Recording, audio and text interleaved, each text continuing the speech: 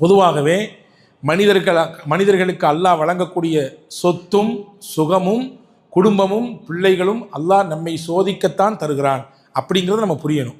அல்லாஹ் அல் குர்ஆனில் சொல்கிறான், இன்னமா அம்வாலுக்கும் அவுலாதுக்கும் ஃபித்னா.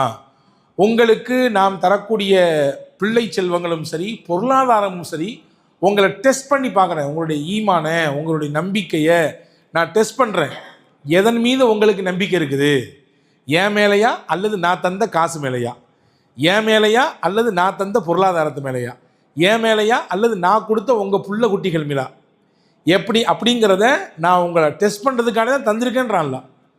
பாருங்கள், பனு இஸ்ரவேலர்களே மூணு பேர் இருந்தாங்க. ஹதரத் ரசூலுல்லாஹ் அந்த ஹதீஸை சொல்கிறாங்க, 3 பேரையும் அல்லாஹ் சோதிச்சான். எப்படி சோதிச்சான்? ஒருத்தவருக்கு கையெல்லாம் தொழுநோயால் பாதிக்கப்பட்டு அந்த தோல்லாம் வித்தியாசமாக இருக்குது. இன்னொருத்தருக்கு தலையில் முடி கிடையாது. இன்னொருத்தருக்கு கண் பார்வை கிடையாது. மலக்குகள் மனித ரூபத்தில் வருவாங்க. அப்போ அந்த மனிதரிடத்துல கேட்டாங்க, உனக்கு என்ன ரொம்ப பிடிக்கும்னு கேட்டாங்க. முதல் மனிதர்கிட்ட அவர் சொன்னார், தொழுநோயால் என்னை யாருமே மதிக்கிறதில்ல, எங்கே போனாலும் எனக்கு அவமரியாதை தான் கிடைக்குது, இந்த தோல்லாம் கொஞ்சம் நல்லா ஆயிடுச்சுன்னா நல்லாயிருக்கும். அப்போ அவர் துவா செஞ்சார், யா அல்லாஹ் இவருடைய தோல் நோயெல்லாம் நீக்கி கொடுத்துரு. பார்த்தா அப்படி புதுசாக அப்படி ஃப்ரெஷ்ஷாக ஆன மாதிரி ஆயிடுச்சு தோல். சரி, உனக்கு பொருளாதாரத்தை என்ன ரொம்ப பிடிக்கும்னு கேட்டாங்க. எனக்கு ஒட்டகன்னா ரொம்ப பிடிக்கும், ஒரு 2 ஒட்டகக்குட்டியை பிடிச்சி கொடுத்து அல்லாஹ் உனக்கு இதில் பரக்கத் செய்யட்டுமாக அப்படின்னு துவா செஞ்சுட்டு போயிட்டார். அந்த ஒட்டகம் அப்படி 2 நாள் ஆச்சு, 4 8 ஆச்சு, அப்படி பெருகிச்சு பார்த்துக்குங்க. அடுத்து ஒருத்தர்கிட்ட போனார். அவர் தலை முடி இல்லாதவர். அவர்கிட்ட போய் கேட்டார், உனக்கு என்ன ரொம்ப பிடிக்கும்? இந்த தலையில் முடி இல்லாமல் போகிற இடத்துலலாம் என்னை பார்த்து சூரியங்கிறான் சந்திரங்கிறான் என்னெல்லாமோ சொல்கிறான், அதனால் தலையில் முடி வேணும்னு கேட்டார். அவர் கையை தலையை வச்சு கொடுத்தாரு, உனக்கு எல்லாம் முடியை தருவான்னு. அதே மாதிரி முடி வளர்ந்துருச்சு நல்லா. அப்போ அவருக்கு ரொம்ப சந்தோஷமாச்சு. உனக்கு என்ன பிடிக்குன்னு கேட்டார். அவர் சொன்னார், எனக்கு மாடு ரொம்ப பிடிக்கும். 2 மாட்டு கொடுத்தாரு. அந்த மாடு 2 நாள் ஆச்சு, 4 8 ஆச்சு, அப்படி பரக்கத் செய்யலாம் அல்லான்னு சொல்லி துவா செஞ்சுட்டு போயிட்டார். அடுத்த ஒருத்தர்கிட்ட போனார். அவருக்கு பார்வையே இல்லை, உலகமே குருட்டு. உனக்கு என்னையா வேணும்னு கேட்டார். எனக்கு இந்த பார்வை இருந்துச்சுன்னா உலகத்தில் 4 பேரை பார்ப்பேன். எனக்கு இந்த பார்வையை கொண்டு எனக்கு இந்த உலகமே வெளிச்சமாயிரும். எனக்கு பார்வை கிடைச்சா நல்லாயிருக்கும். கையை வச்சு தடவி கொடுத்தாரு. பார்வை போச்சு. அவரிடத்துல உனக்கு என்ன பொருளாதாரம் ரொம்ப பிடிக்கும் என்று கேட்டார். எனக்கு பிடித்தது ஆடு அப்படின்னாரு. 2 ஆட்டுக்குட்டியை கொடுத்தார். அந்த ஆட்டுக்குட்டியில் அல்லாஹ் உனக்கு பரக்கத் செய்யட்டுமாக என்று துவா செஞ்சுட்டு போயிட்டார். கொஞ்ச நாள் ஆச்சு. இந்த 3 பேருமே வளமான வாழ்க்கை வாழ்ந்தார்கள். முதல் உள்ளவர் ஒட்டக பண்ணை வைத்திருந்தார். பெரிய ஆள், அதாவது அவருக்கு நேரம் கூட பத்தல கணக்கு பார்க்கறதுக்கு, அந்த அளவுக்கு அல்லாஹ் செல்வத்தை கொடுத்துட்டான். அதே மாதிரி 2வது நபர், அதே மாதிரி 3வது நபர். இப்போ மறுபடியும் மலக்கு மனித தோற்றத்தில், அதுவும் ரொம்ப கஷ்டப்படுற, நோவினைப்பட்டு ரொம்ப துன்பப்பட்டு உடம்பாலையும் பொருளாதாரத்திலையும் நலிந்து போன ஒரு மனிதருடைய தோற்றத்தில் வந்தது மலக்கு தான். ஒரு முதல் நபர்கிட்ட போனார். அல்லாஹ் உனக்கு கொடுத்ததுலேருந்து எனக்கு எதையாவது கூடன்னு கேட்டார். அவர் சொன்னார், நிறைய வேலை இருக்குப்பா, போயிட்டு வான்னாரு. என் காசு பணத்துக்கு நிறைய வேலை இருக்குது, நீ போயிட்டு வா அப்படின்னாரு. இல்லை, அல்லாஹ் முன் வச்சு கேட்குறேன், ஏதாவது கூட. ஏன் சொல்லிட்டேன்லப்பா, உனக்கு புரியாது, உனக்கு எனக்கு நிறைய பொறுப்பு இருக்கியா, நான் எவ்வளோ பேருக்கு கொடுக்க வேண்டியது தெரியுமா, போயிட்டு வா அப்படின்னாரு. உடனே அவர் சொன்னார், ஒரு காலத்தில் உனக்கு தோல்லாம் வம்பா போயிருந்துச்சு, அல்லாஹ் தானே அந்த தோளத்துக்கு நிறத்தை கொடுத்தான். ஒரு காலத்தில் ஒன்றுமே இல்லாமல் இருந்த அல்லாஹ் தானே அந்த ஒட்டகத்தை கொடுத்தான். அதுலேருந்து கேட்குறேன், கொடு. உனக்கு யாரையா சொன்னா? நான்லாம் என் பாட்டன் முப்பாட்டன் பெரிய பெரிய பணக்காரனாக்கும், பின்னாலேருந்து பார்த்தா என் வம்சமே பெரிய செல்வந்த குடும்பம் அப்படின்னு சொல்லி அவன் தன்னுடைய பெருமையை பீட்டினான். அந்த மலக்கு சொன்னார், யா அல்லாஹ், இவன் சொல்வது பொய்யாக இருந்தால் இவன் நிலையை பழைய மாதிரி மாற்றிவிடு. அப்படியே மாறி போனது. அடுத்த ஒரு மனிதரிடத்திலே போனார். 2வது மனிதரிடத்தில் இதே மாதிரி கேட்டார். அவனும் அதே தான் பதில் சொன்னான். மலக்கு சொன்னார், யா அல்லாஹ், இவன் சொல்வது பதில் உண்மை பொய்யாக இருந்தால் பழைய நிலைக்கு மாற்றிவிடு. தலையும் போய்விட்டது, அவன் செல்வமும் அழிந்து விட்டது. 3வது மனிதரிடத்திலே போனார். கண் பார்வையோடு இருக்கக்கூடிய மனிதரிடத்தில் போய் சொன்னார். அவர் சொன்னவொன்னே சொன்னார், உங்களை மாதிரி ஆட்களுக்கு உதவி செய்ய தான் அல்லாஹ் எனக்கு செல்வத்தை கொடுத்துருக்கான். அவர் சொன்ன வார்த்தை. அல்லாஹ்வை முன் வச்சு கேட்குறேன்னு சொன்னார்ல, உங்களை மாதிரி நபர்களுக்கு உதவத்தான் அல்லாஹ் எனக்கு செல்வத்தை தந்திருக்கிறான். ஒரு காலத்தில் நான் எப்படி இருந்தது தெரியுமா? அவரே சொல்கிறாரு, ஒரு காலத்தில் நான் எப்படி இருந்தது தெரியுமா? எனக்கு பார்வையே கிடையாது, கண்ணே தெரியாது, என்னை யாரும் மதிக்க மாட்டாங்க, ஒரு வாய் சோத்துக்கு வக்கு இல்லாமல் இருந்தேன். ஒரு வாய் சோத்துக்கு எனக்கு எந்த ஒரு நாதியும் கிடையாது, கையேந்திர நிலைய நான் இருந்தேன். அல்லாஹ்வா தான் எனக்கு இந்த செல்வத்தை கொடுத்தான். நான் என்ன வரும்போது கொண்டுட்டா வந்தேன், அல்லாஹ் கொடுத்தது இது, எம்பிட்டு வேணுமோ எடுத்துகிட்டு போயா அப்படின்னு. உனக்கு நான் எண்ணிலாம் தரமாட்டேன், உனக்கு எவ்வளோ வேணுமோ எடுத்துகிட்டு போ. மலக்கு மறுபடியும் நல்ல தோற்றத்தில் மாறி சொன்னார், இறைவன் சோதிக்கத்தான் அனுப்பினான் என்னை. 2 பேரும் தோத்துட்டாங்க, நீ ஜெயிச்சிட்ட, அல்லாஹ் உன்னுடைய செல்வத்தில் மென்மேலும் பறக்கத் செய்யட்டும். துவா செய்து விட்டு போய்விட்டார். அன்பர்களே, அல்லாஹ் கொடுப்பதும் சோதிக்கத்தான், எடுப்பதும் சோதிக்கத்தான். இதை அடிப்படையில் புரிந்து கொள்ள வேண்டும். அல்லாஹ் நமக்கு ஏதோ நிறைய கொடுக்குறான்னா ஏதோ நம்மளை கொஞ்சம் டெஸ்ட் பண்ணுறான்னு அர்த்தம். அல்லாஹ் எதையாவது 2-3 எடுத்துட்டான்னா அப்பவும் டெஸ்ட் தான் பண்ணுறான். 2 நிலையிலையும் எப்படி இருக்கான் மனுஷன். அய்யூப் அலைஹிஸ்ஸலாம் கதைக்கு வாங்க. செல்வம் கொட்டி கிடக்குது, திரும்புகிற இடமெல்லாம் செல்வம், குடும்பம் பெரிய குடும்பம், கோன் வாழ்கிற குடும்பம், நிறைய பிள்ளைங்க. இப்படி இருந்த அய்யூப் நபிக்கு ஒரு தோளில் ஒரு வெண்குஷ்டம் ஏற்பட்டது. முதல்ல அவங்களுக்கு என்ன வந்துச்சான், இந்த பெரிய அம்மன் சொல்லுவாங்க, என்ன பொக்குல்ஸா என்னவோ சொல்லுவாங்க, அதுக்கு சிக்கன் பாக்ஸா ஏதோ ஒரு சிக்கன் பாக்ஸ், அந்த மாதிரி ஒரு நோய் வந்தது. அதுதான் துவக்கம். அந்த நோயிலிருந்து அப்படியே பெருசாக ஆகி உடம்பெல்லாம் அது பரவி விட்டது. எந்த அளவுக்குன்னா வரலாற்றில் இருந்தாங்க, அவங்க நாவும் உள்ளத்தையும் தவிர, நாக்கையும் உள்ளத்தையும் தவிர மற்ற எல்லா இடத்துலையும் பரவிடுச்சு. எல்லா இடத்துலையும் பரவிச்சு. இந்த பரவுதலின் வெளிப்பாடு என்ன தெரியுமா, அவங்கள எல்லாரும் வெறுத்தாங்க.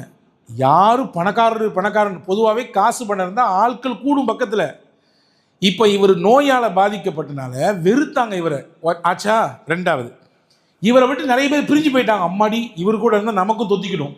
அது மட்டுமல்ல, இவர் இங்கே இருந்தால் நம்ம எல்லாருக்கும் ஆபத்து, அடித்து விரட்டுங்க வெளியில், ஊரினுடைய எல்லையில் கொண்டு போயிருங்க அப்படின்னு சொல்லி அவரை ஊரை விட்டு விலக்கி வைத்தார்கள். பொதுவாகவே நபிமார்கள் பல ரூபத்தில் சோதிக்கப்பட்டிருக்காங்க.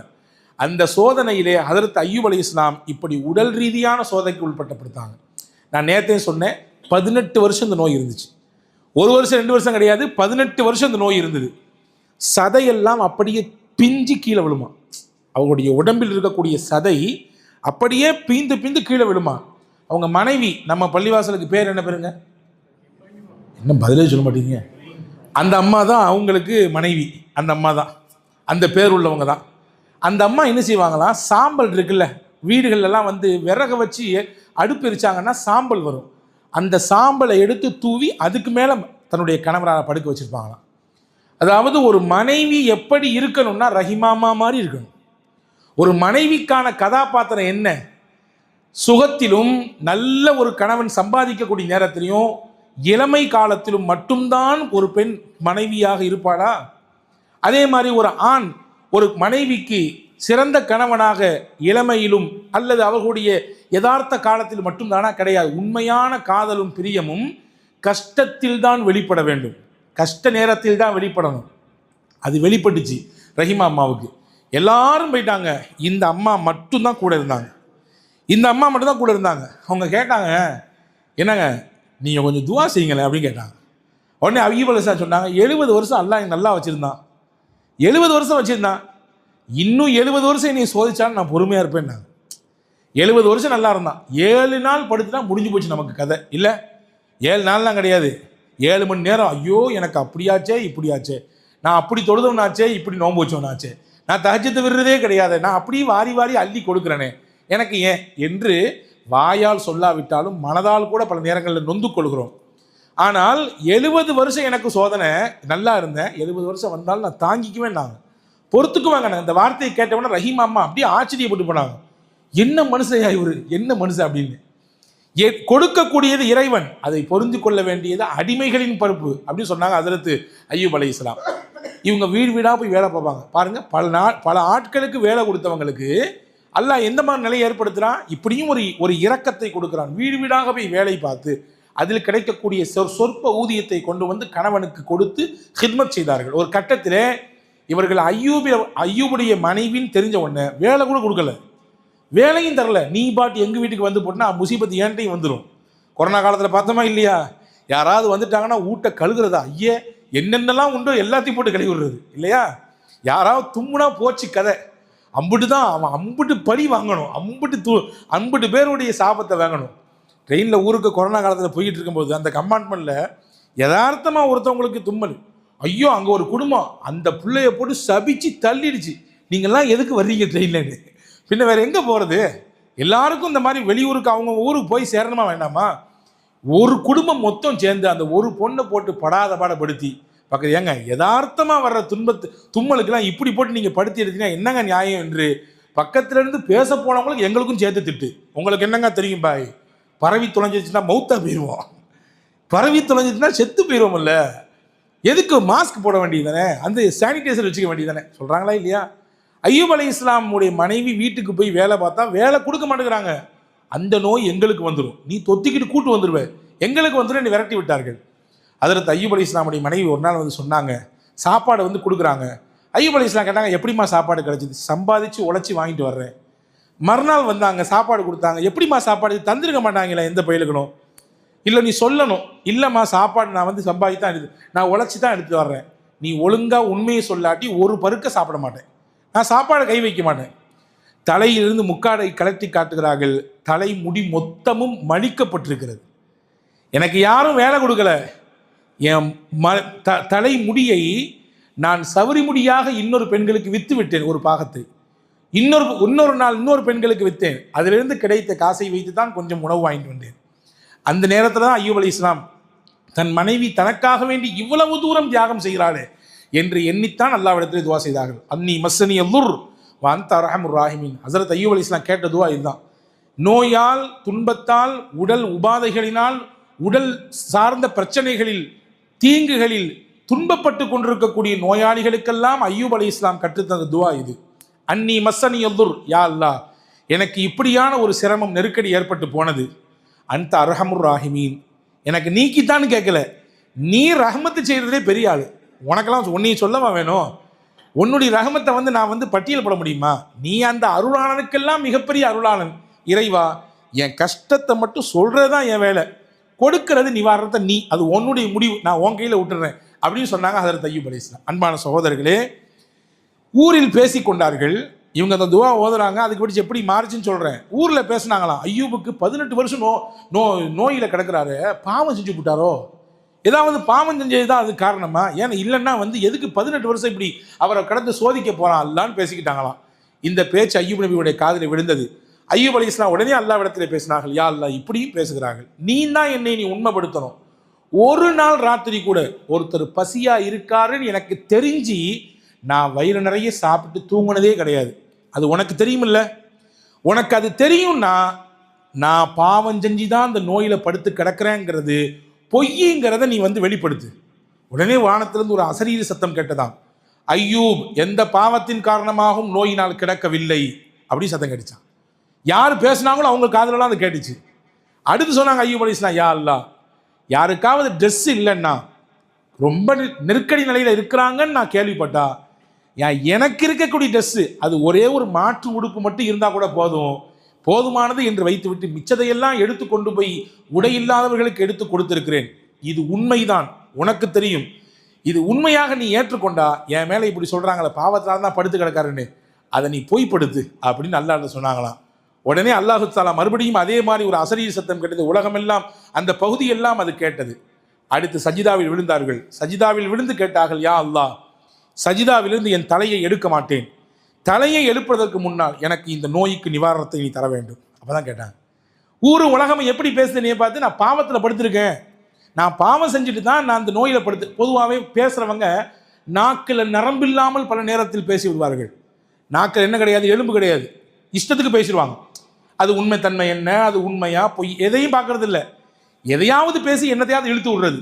அதை சில பேருக்கு பொழப்பாகவே வச்சுருப்பாங்க. பார்த்துக்கமா இல்லையா? உலகத்தில் குடும்பங்களை நிறைய பார்க்கலாம், சுற்றி இருக்க சொந்தங்கள் நிறைய பார்க்கலாம், அது அங்கே தான் நிறைய பார்க்க முடியும் இல்லையா? நான் எல்லா குடும்பத்தையும் சொல்லலைங்க, நீங்கள் வேறு தப்பாக பார்க்காதீங்க.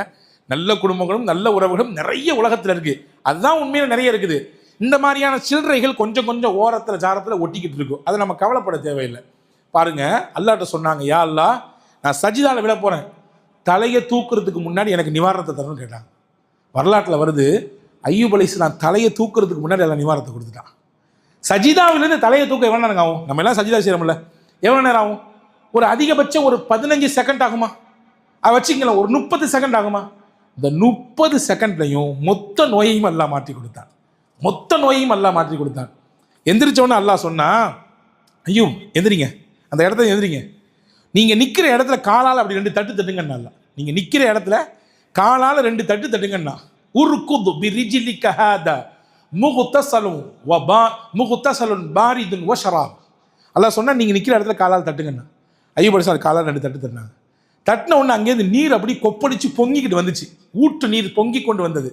அல்லாஹ் சொன்னா, இந்த தண்ணியை குடிங்க, அதே தண்ணியில் குளிங்கன்னா. எந்த தண்ணி உங்களுக்கு பூமியிலேருந்து ஊற்றெடுத்து வந்ததோ அதே தண்ணீரை குடிங்க. குடித்தாங்க. உள்ளே இருந்த நோய் ஃபுல்லாக, புண்ணு ஃபுல்லாக நீங்கிச்சு. உள்ள லிக்விட் உள்ளே விடுதில்ல, வருதில்லை. உள்ளே என்னென்னலாம் டேமேஜ் ஆகிருந்துச்சோ எல்லாம் கிளியர் ஆச்சு. அதே மாதிரி அதை குளித்தாங்க. வெளியில் இருந்த மொத்தமும் நீங்கி போச்சு. பழைய அழகுக்கு வந்துட்டாங்க ஹஜ்ரத் அய்யூப் அலைஹிஸ்ஸலாம். வரலாற்றை கேளுங்க. அவங்க மனைவி ரஹீமா இருக்காங்கல்ல, குடிக்க தண்ணிக்கு ரொம்ப தூரம் போய் எடுத்துகிட்டு வரணும். அப்படி ரொம்ப தூரம் போய் தண்ணி எடுத்துகிட்டு உள்ளே வராங்க. ஒரு அழகான மனுஷன் உள்ளே உட்காந்துருக்காரு. ஏங்க அஸ்ஸலாமு அலைக்கும். இங்கே ஒருத்தர் நோயில் படுத்து கிடந்தார் ஒருத்தர் ரொம்ப காலம். அவர் எங்கெங்கன்னு கேட்டாங்க. அய்யூப் அலைஹிஸ்ஸலாம் சிரிச்சுட்டா சொன்னாங்க, நான் தாமா அப்படின்னு. சும்மா விளையாட்டு காட்டாதீங்கன்ற பதிவு புரியுதா? உங்களை மாதிரி தான் இருப்பார். அவர் இளமையில் அப்படி தான் இருந்தார். உங்களை மாதிரி தான் இளமையில் இருந்தார். ஆனால் நான் நம்ப மாட்டேன். நீங்கள் யார் சொல்லுங்கள், அவர் எங்கே கொண்டு போனீங்க? ஹஜ்ரத் அய்யூப் அலைஹிஸ்ஸலாம், எனக்கு ஏற்பட்ட நாசமே அய்யூப், நான் தான் அய்யூப், ரஹீமா நீ என் வீட்டுக்காரி, என் பொஞ்சாதி அப்படின்னு சொன்னாங்களாம். அன்பான சகோதரர்களே, கணவன் தான் இவர் என்று தெரியாத அளவிற்கு அல்லாஹ் அந்த நோயின் தாக்கத்தை அப்படியே மாற்றினான். நிமிஷம்தான். அல்லாஹ் நாடினால் ஒரு ஃப்ராக்சர் ஆஃப் செகண்டில் எல்லாத்தையும் மாற்றினான் டோட்டலாக. அப்படி மாற்றப்பட்டவர் தான் சையதுனா அய்யூப் அலைஹிஸ்ஸலாம். அதற்கு பிறகு எத்தனை வருடங்கள் இருந்தார்கள்? சற்றேறக்குறைய 70 ஆண்டு காலம் இருந்தார்கள். அதற்கு பின்னால் நோயிலிருந்து வெளியே வந்து 70 ஆண்டு காலம் ஹஜ்ரத் அய்யூப் அலைஹிஸ்ஸலாம் வாழ்ந்தார்கள். அவங்களுக்கு அல்லாஹ் எதையெல்லாம் எடுத்தானோ எல்லாத்தையும் திருப்பி கொடுத்தான். 2 கொடுத்தான். ஒன்றை புரியணும், நம்மள்ட்ட அல்லாஹ் ஒன்று எடுக்கிறான்னா நமக்கு என்ன தரப்போறான்னு அர்த்தம்?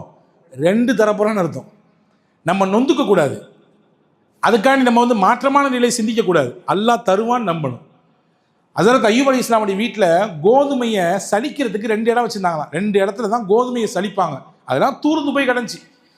அந்த கோதுமையை சலித்து குவித்து வைப்பார்கள். அவங்க வீட்டில் யாரெல்லாம் வராங்களோ எல்லாருக்கும் அள்ளி கொடுப்பாங்க.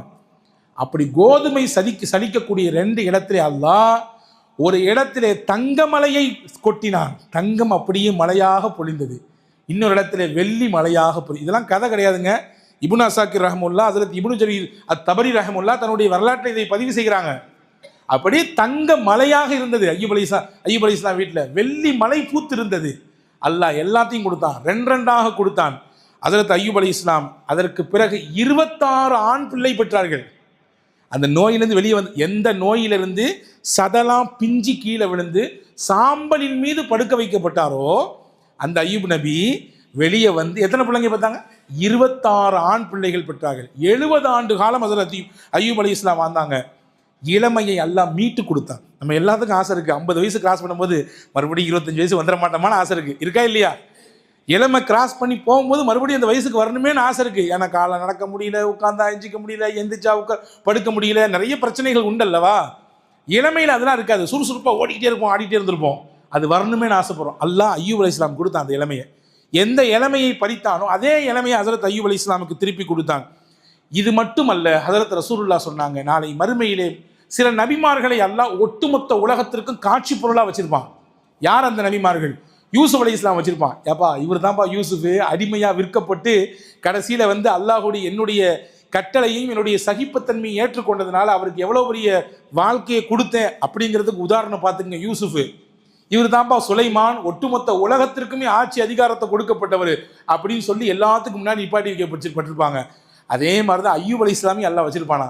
அய்யூப் அலைஹிஸ்ஸலாம் வச்சு பார்த்து உலகமே பார்த்து ஆச்சரிய பண்ணுமா, இவர் தான்ப்பா அய்யூப், நீ எத்தனை தடவை கேட்டீங்க அய்யூப்ண்டு, இவர் தான் பொறுமையின் சிகரம் இவர்.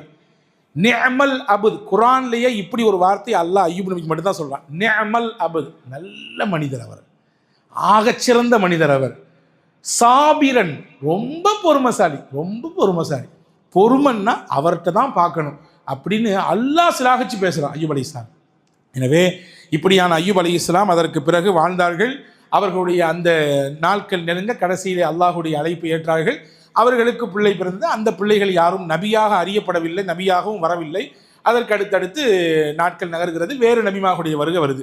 ஆக அய்யூப் அலைஹிஸ்ஸலாமுடைய வாழ்க்கையில் நாம் படித்து கொள்ள வேண்டிய மிக முக்கியமான பாடம், அல்லாஹ் கொடுக்குற சோதனையை எந்த கேள்வி கணக்கும் இல்லாமல், எந்த விதமான மன உளைச்சலும் இல்லாமல் ஏற்றுக்கொண்டு அதனுடைய நன்மையை நாம் ஆதரவு வைத்தால் நிச்சயமாக ஐயூப் அலைஹிஸ்ஸலாமுக்கு எப்படி 2 4 ரெட்டிப்பா அல்லாஹ் திருப்பி கொடுத்தானோ அதே மாதிரி நமக்கும் தருவான் அப்படிங்கிறது தான் இந்த ஐயூப் நபியினுடைய வரலாற்றிலிருந்து நாம் தெரிந்து கொள்ளக்கூடிய பாடம். இன்ஷா அல்லாஹ் வல்லோன் அல்லாஹ் அப்படிப்பட்ட சிறந்த வாழ்க்கை வாழ்வதற்கு உங்களுக்கும் எனக்கும் எல்லா மக்களுக்கும் தௌஃபீக் செய்வானாக. இன்ஷா அல்லாஹ் நாளைய தினம் அதில் செய்தனா யூனுஸ் அலைஹிஸ்ஸலாமுடைய வரலாற்றை பற்றி பேசப்படும். யூனுஸ் அலைஹிஸ்ஸலாம் மீன் வயிற்றில் இருந்தாங்க, அது முக்கியமான வரலாறு. யூனுஸ் நபியுடைய வரலாறை பற்றி நாளைக்கு இன்ஷா அல்லாஹ் பேசுவோம். அல்லாஹ் தௌஃபீக் செய்வானாக. ஆமீன். வாஹிர் தாவான் அல்ஹம்துலில்லாஹி ரப்பில் ஆலமீன்.